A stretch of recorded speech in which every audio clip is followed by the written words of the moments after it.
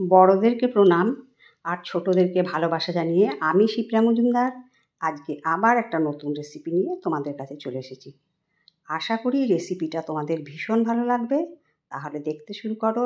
এখন থেকে আমি তোমাদেরকে কী দেখাতে চলেছি। দেখো, আমি বেশ কয়েকটা পটল নিয়ে নিয়েছি এখানে।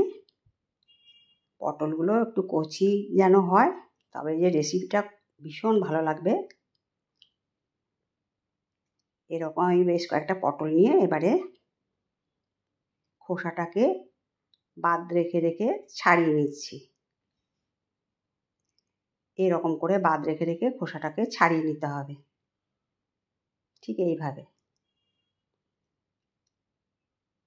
এরপরে পিলারের অপর সাইডটা দিয়ে এই যেইখানে খোসাগুলো রেখেছি সেইগুলো একটুখানি চেঁচে দিচ্ছি। এইভাবে চেঁচে দিতে হবে।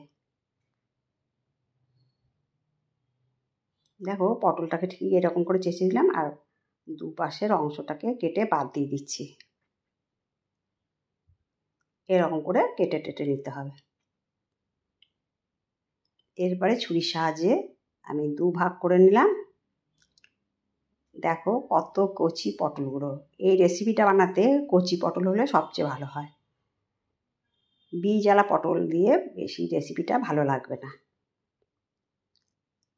আমি ঠিক এইভাবে আবার একটা পটল তোমাদের ছাড়িয়ে দেখিয়ে দিচ্ছি। খোসা রেখে রেখে এরকম করে পিলার দিয়ে একটু ঘষে নিয়ে দু ফাঁকে কেটে দিতে হবে। দেখো কত কচি পটলগুলো। এইভাবে সমস্ত পটলগুলো আমার কাটা হয়ে গেছে। দুভাগে ভাগ করে নিয়ে কেটে নিয়েছি।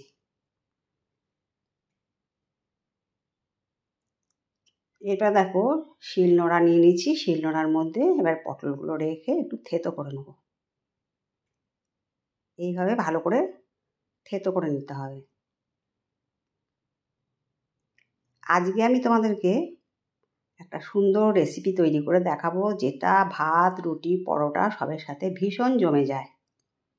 আর যারা পটল খেতে ভালোবাসো না, তারাও কিন্তু চেয়ে চেয়ে খাবে আর রিকোয়েস্ট করবে আবার তৈরি করে দেওয়ার জন্য।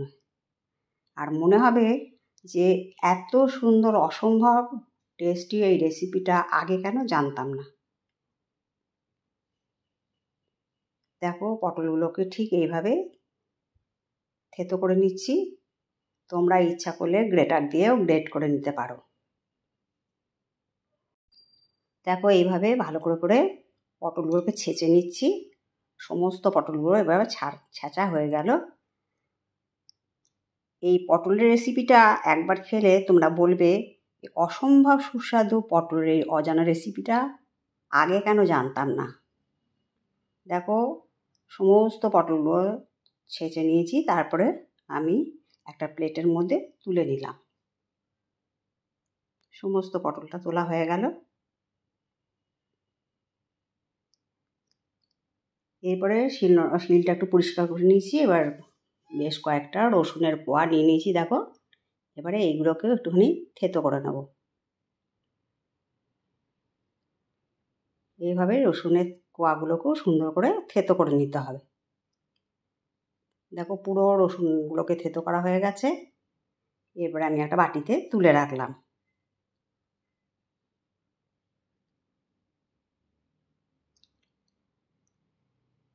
সম্পূর্ণটা দেখো থেতো করে প্লেটে তুলে রেখেছি। আর নিয়েছি যেটা লাগবে, কালো জিরে 1 চামচ আর কয়েকটা কাঁচা পাকা লঙ্কা। ঘরোয়া এই মশলা দিয়েই আজকে এই রেসিপিটা আমি রান্না করব। এবার দেখো, কড়াই বসিয়ে দিয়েছি গ্যাসে। তেল দিয়ে দিলাম।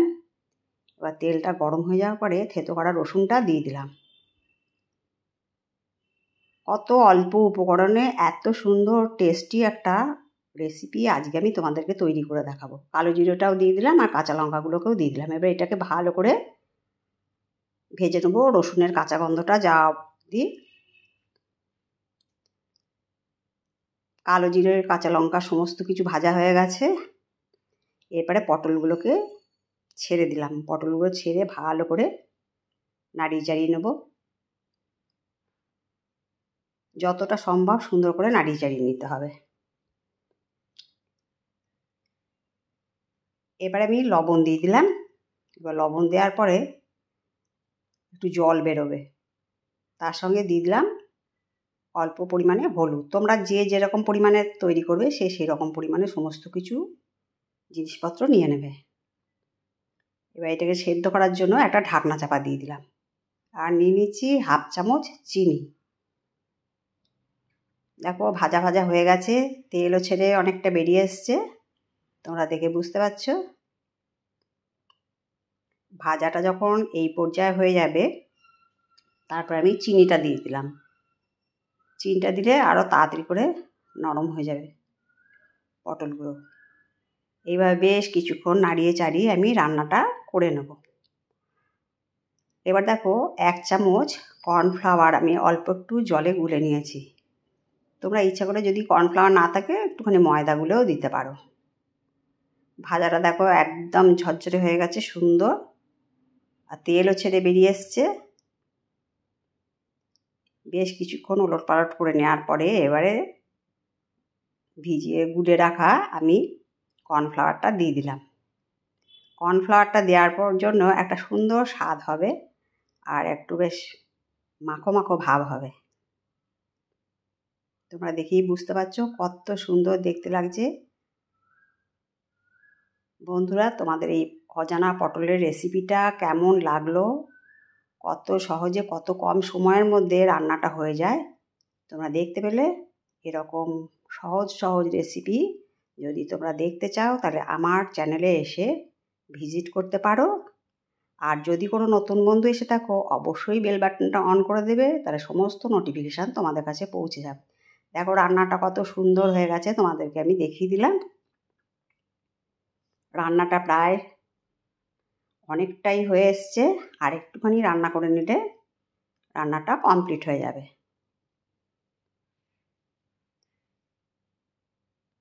এইরকম রান্নাটা যখন কমপ্লিট হয়ে গেল, তারপরে আমি একটা প্লেটের মধ্যে নামিয়ে নিচ্ছি।